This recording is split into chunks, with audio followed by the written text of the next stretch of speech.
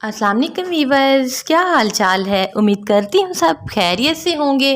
दुआ करती हूँ कि अल्लाह ताला आप सबको अपने हिफ्ज़ व अमान में रखे।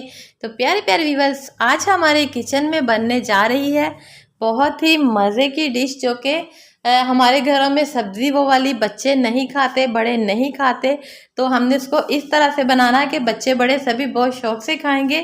तो जल्दी से आइए स्टार्ट करते हैं। बिस्मिल्लाहिर्रहमानिर्रहीम। सबसे पहले हमने 250 ग्राम बेसन लिया, उसमें ज़ीरा पाउडर, ज़ीरा, काली मिर्च का पाउडर और चाट मसाला डाल देना है। और साथ ही इसमें लाल मिर्च और नमक, हल्दी, ये सारी चीज़ें इसमें ऐड कर देनी है। मैंने 250 ग्राम बेसन इसलिए लिया है क्योंकि इसको मैं फ्राई करने के बाद फ्रीज़ करूँगी, ताकि नेक्स्ट टाइम जब मुझे कोई ज़रूरत हो तो मैं इसको मसाला भूनूँ और ये कोफ्ते उसमें ऐड करके झटपट से सालन तैयार कर लूँ।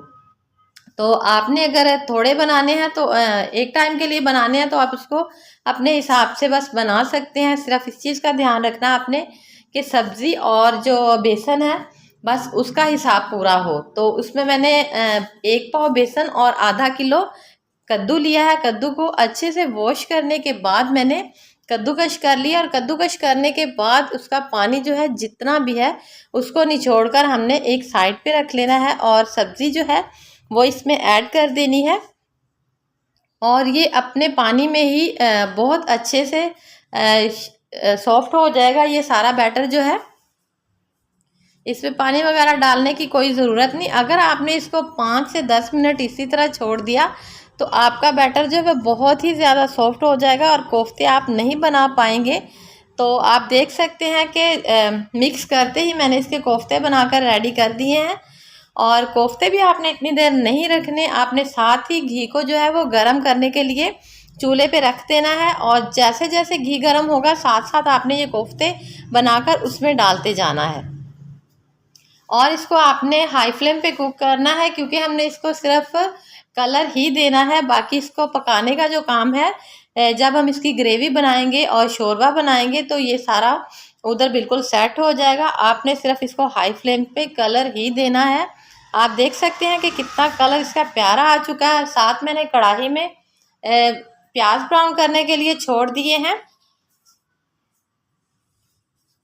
प्याज को ज़्यादा ब्राउन नहीं करना, थोड़ा सा इसका कलर चेंज होने तक इसको आपने कुक करना है। मेरी नए आने वाले व्यूवर से गुजारिश है कि प्लीज़ मेरे चैनल को लाइक करें, सब्सक्राइब करें, अच्छे अच्छे कमेंट्स करें, फ्रेंड्स और फैमिली में शेयर करें, और बेल को प्रेस करना ना भूलें, ताकि मेरी आने वाली हर नई वीडियो का नोटिफिकेशन सबसे पहले आपको ही मिल सके। और मेरे पुराने व्यूवर्स का बहुत बहुत शुक्रिया जो मेरी वीडियो को वॉच करते हैं, कमेंट्स करते हैं। और आप देख सकते हैं कि इसको मैंने मीडियम फ्लेम पे थोड़ा सा कलर चेंज होने तक पकाया है, सिर्फ 2 से 3 मिनट तक। 2 से 3 मिनट कुक करने के बाद मैंने इसमें नमक, मिर्च और हल्दी डाल देनी है। वीवर्स, इसमें हमने ज़्यादा मसाले ऐड नहीं करने, सिर्फ ये किचन के नॉर्मल मसालों से ही बनेगा। सिर्फ लास्ट में मैं एक मसाला इसमें ऐड करूँगी, और साथ अभी मैंने इसमें हरी मिर्च और अदरक का पेस्ट डाल दिया है। और इसको अच्छे से हमने भूनने तक कुक करना है। जैसे ही मसाला हमारा तैयार होगा तो इसमें हमने कोफ्ते ऐड कर देने हैं।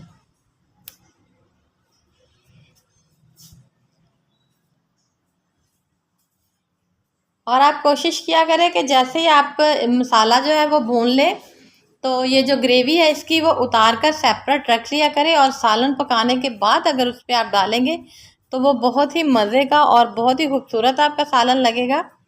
तो अब इसमें हमने कोफ्ते डाल दिए हैं। कोफ्ते डालने के बाद इसको 1 से 2 मिनट के लिए अच्छे से भून लेना है।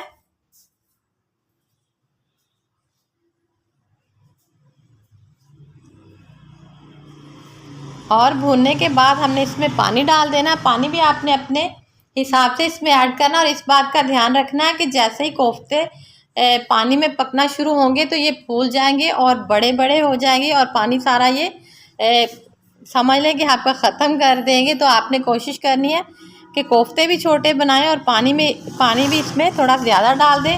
और आप देख सकते हैं कि हमारे कोफ्ते जो है बिल्कुल रेडी हो चुके हैं। उम्मीद करती हूँ कि आपको आज की वीडियो अच्छी लगी होगी। मिलेंगे कल एक नई वीडियो के साथ, तब तक